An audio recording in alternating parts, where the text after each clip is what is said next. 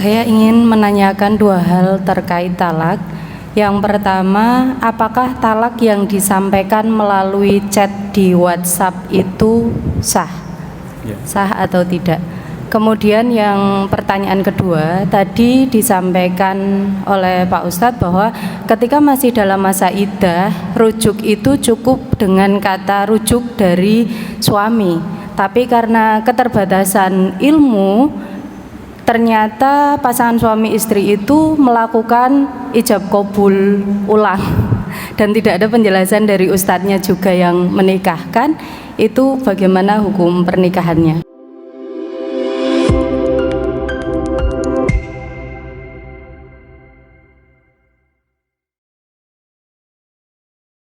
Ngeten iki mboten wonten iddah, sekali itu dicerai, sekali itu pula sudah putus ikatan pernikahannya. Niki antawisipun nggih. Monggo ada waktu untuk tanya jawab 15 menit. Pundi Pak Bowo? Saya pernah membaca di buku perkawinan itu bagi para suami itu kalau tidak memberi nafkah lahir dan batin selama 3 bulan atau 6 bulan akan jatuh talak. Saya pernah membaca buku perkawinan, Pak. Begitu. Terus yang kedua itu pernikahan siri tidak diberi nafkah sampai 2 tahun, apakah itu akan jatuh talak, Pak, tanpa suami memberi talak? Demikian, terima kasih. Wassalamualaikum warahmatullahi wabarakatuh. Waalaikumsalam warahmatullahi wabarakatuh. Niki nek mboten salah pertanyaannya, beliau pernah membaca dalam buku nikah bahwa kalau suami tidak memberikan nafkah lahir maupun batin selama 2 bulan atau 3 bulan berturut-turut jatuh talak 1. Ngoten nggih? Niki namanya talak sigot talak taklik namanya, okay? Biasa diucapkan oleh para suami ketika selesai ijab qabul, ya. Sigot talak taklik dibaca apabila saya tidak memberikan nafkah kepada istri, ya, 2 bulan berturut-turut lamanya, ya, itu. Maka ini menjadi sigot talak yang bergantung. Apakah ini bisa menjadi talak bagi istri kalau tidak diberi nafkah 2 bulan berturut-turut? Itu tergantung istri. Kalau istri memakluminya, tidak melaporkan ke pengadilan, tidak menggugat ke sana, hal itu tidak menjadi talak. Soalnya di bawah buku itu, di bawah itu ada tulisan, ya, apabila, ya, istri saya istilahnya mengadukan hal ini kepada pengadilan, ya, dan pengaduannya diterima oleh pengadilan, maka jatuhlah talak saya 1. Lah itu syaratnya kudu lapor. Nek mboten lapor, mboten napa-napa, tidak diberi 2 bulan, 3 bulan, setahun, kalau istri menerima itu tidak masalah. Jadi kalau dia melapor tidak terima karena nggak diberi nafkah, barulah itu menjadi keputusan talak 1. Ngoten nggih? Apakah suami istri yang nikah siri bertahun-tahun tidak dinafkahi, ngoten nggih, apakah ini juga menjadi talak? Ya tidak juga kalau tidak ada perjanjian seperti itu. Misalnya dalam pernikahan siri, suami istri punya perjanjian tertulis, kalau saya tidak memberikan nafkah 1 tahun, maka pernikahan kita ini rusak, saya talak kamu 1, misalnya itu. Walaupun tidak usah lewat pengadilan, nek unine ngonten nggih jatuh talak. Tapi kalau tidak pernah ada perjanjian seperti itu, meski tidak diberi nafkah bertahun-tahun, nggih. Soalnya niki wau nembe kerja teng Saudi, teng mriko mboten pikantuk gaji sing cukup, nggak bisa pulang, nggak bisa kirim uang bertahun-tahun. Kalau hal ini dimaklumi oleh istri, itu tidak menjadi talak, ya. Tapi kalau dulunya ada perjanjian, maka perjanjian itu mengikat. Nah, niku nggih, dados tidak selalu suami yang tidak memberikan nafkah itu berarti talak, tidak selalu, tergantung perjanjiannya. Tapi ya suami sing ngono kuwi termasuk ya napa istilahnya tidak bertanggung jawab, karena nafkah itu memang menjadi kewajiban bagi suami, yaitu ya. Sampun nggih wonten malih Pak Bowo.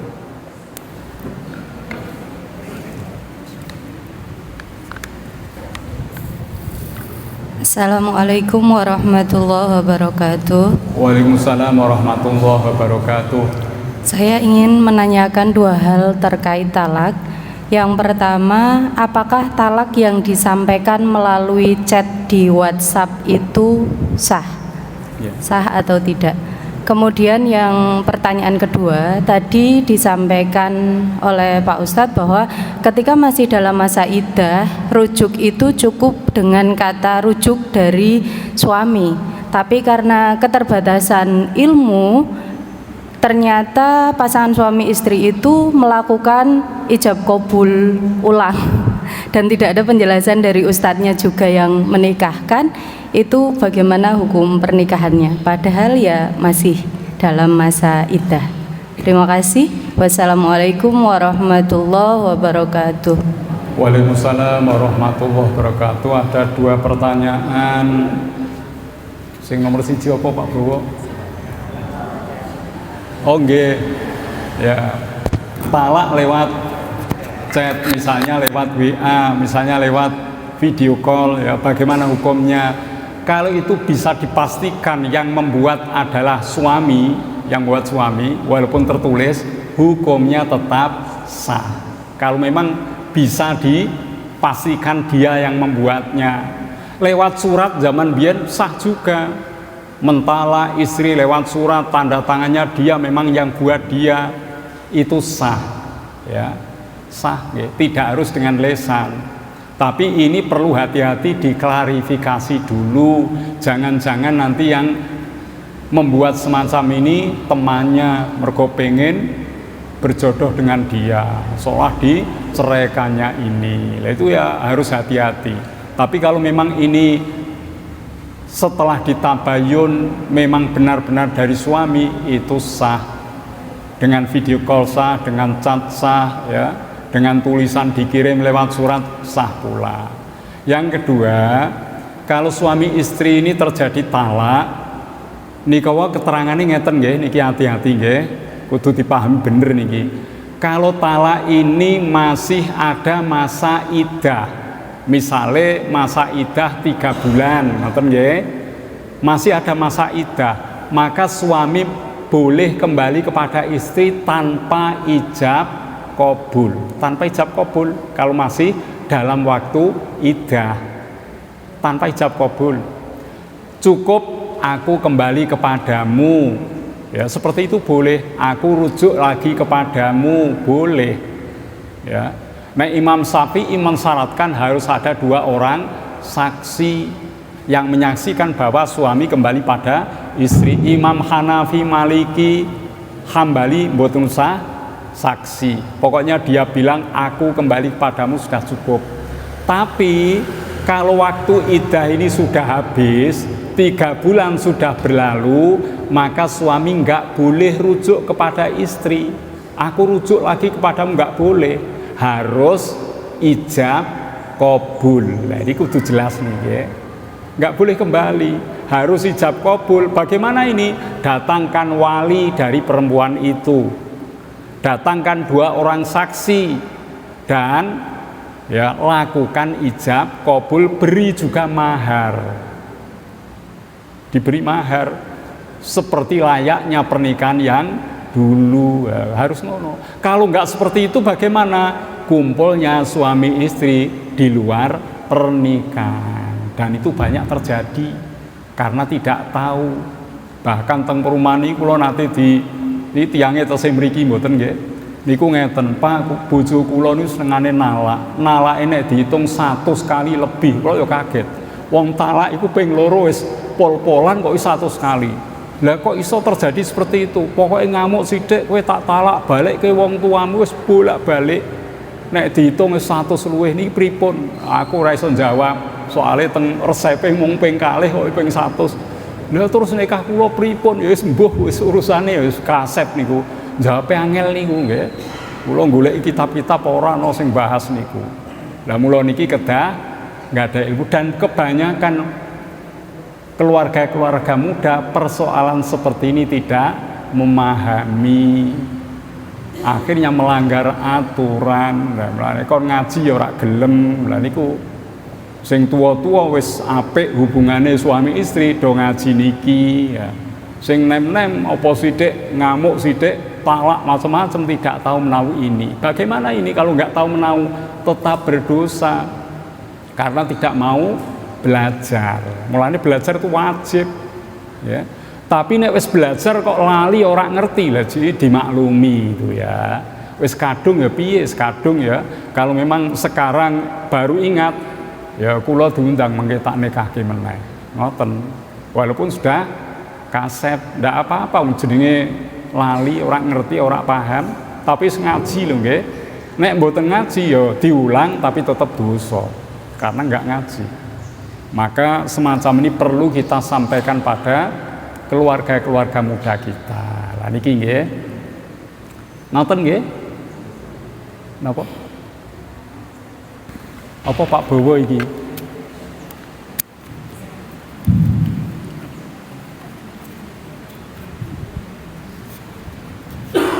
Bismillahirrahmanirrahim. Assalamualaikum warahmatullahi wabarakatuh. Waalaikumsalam warahmatullahi. Pak Ustadz izin bertanya. Tadi disampaikan banyak sekali talak dari suami ke istri.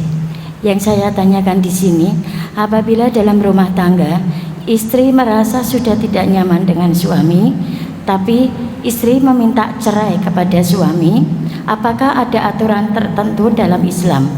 Yang kedua, apabila istri meminta cerai, apakah harus membayar maharnya atau mengembalikan mahar yang telah didapatkan dari suami atau memberikan tebusan sesuai dengan permintaan suami? Itu saja Ustadz, terima kasih. Wassalamualaikum warahmatullahi wabarakatuh. Waalaikumsalam warahmatullahi wabarakatuh. Tadi telah diterangkan panjang lebar talak dari suami pada istri. Sekarang istri sudah nggak cocok dengan suami, bolehkah istri mentalak suami? Boleh, tapi tidak langsung nopo niki terjadi dari segi ucapannya, harus melalui pengadilan. Jadi kalau istri ingin mentalak suami, istri melaporkan pada pengadilan tentang alasan menggugat cerai. Namanya talak khulu, talak tebus. Jadi istri nanti bilang kepada pengadilan, Pak Pengadilan dengan surat ya, ditulis ya, bahwa suami saya begini-begini, pokoknya ora ono cocoke elek kabeh. Kula pengen menceraikannya. Nanti dari pengaduan jenengan, pengadilan akan memanggil suami dengan surat, dipanggil untuk datang ke pengadilan. Ada klarifikasi apakah benar ini yang disampaikan oleh istrimu. Benar Pak Pengadilan, nanti akan ada sidang. Kalau memang istri betul-betul nggak mau lagi dan ini benar dia nggak mau merubah sikap perilaku yang buruk, maka pengadilan akan memutuskan cerai atas nama istri dengan membayar napa niku istilah ya, ganti rugi utawa denda yang ditentukan besarnya oleh pengadilan. Nah niku nggih, mungkin pengadilan sing netepke niku. Ya. Niku namanya talak khulu. Ya. Gugat cerai kepada suami. Tapi kalau suami ndak usah seperti itu. Dengan ucapannya bisa menceraikan istri. Tapi kalau istri mbok ping bolak-balik, suamiku kamu saya cerai, tak pegat wis nek bosen. Ngeten iki mboten saged mentalak kecuali atas keputusan pengadilan agama. Ngoten nggih?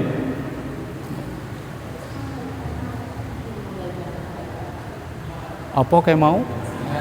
Oh, gini kau mau mengke keputusan dari pengadilan, ya. Kalau memang dipandang perlu maharnya harus dikembalikan, nanti diputuskan di sana. Jadi semuanya biaya itu nanti akan disampaikan. Istri harus membayar ya sejumlah uang sebagai denda sekian, nanti pengadilan. Ya, dados niku ketentuannya nominal mboten saged ditentokke pinten mboten saged. Termasuk mahar diperhitungkan nanti ya. Ya, ngoten nggih? Wonten malih? Sampun? Ndak ada lagi? Pun cekap nggih. Dados monggo mangke dipun pelajari malih. Mbok menawi mangke wonten persoalan-persoalan berkaitan dengan keluarga ini masih belum dipaham, lain kesempatan bisa kita lanjut pembahasannya nggih. Kadosipun cekap monggo sareng-sareng kita maos doa akhir. Bismillahirrahmanirrahim. Allahumma arhamni bil Qur'an waj'alhu li imaman wa nuran wa hudan wa rahmah. Allahumma dzakkirni minhu ma nasitu wa'allimni minhu ma jahiltu warzuqni tilawatahu ana al-laili wa atrafan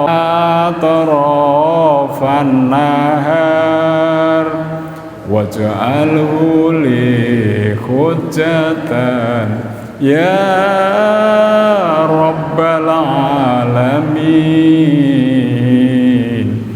Bismillahirrahmanirrahim.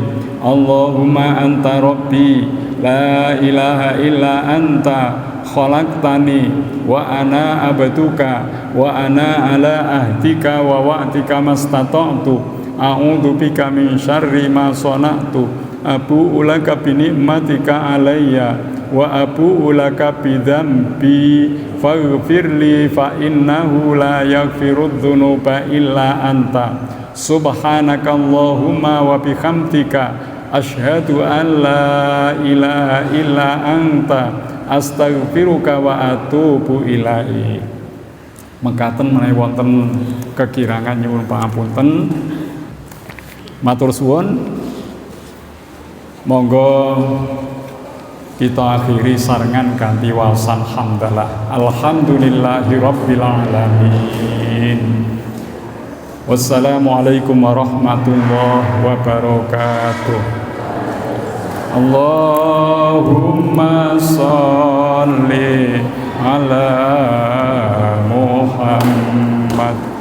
Ya Rabbi sholli alaihi sallim. Allahumma sholli ala Muhammad. Ya Rabbi sholli alaihi wa Allahumma sholli ala Mas. Ya Rabbi sholli alaihi wa sallim. Allahumma sholli ala Muhammad. Ya Rabbi sholli alaihi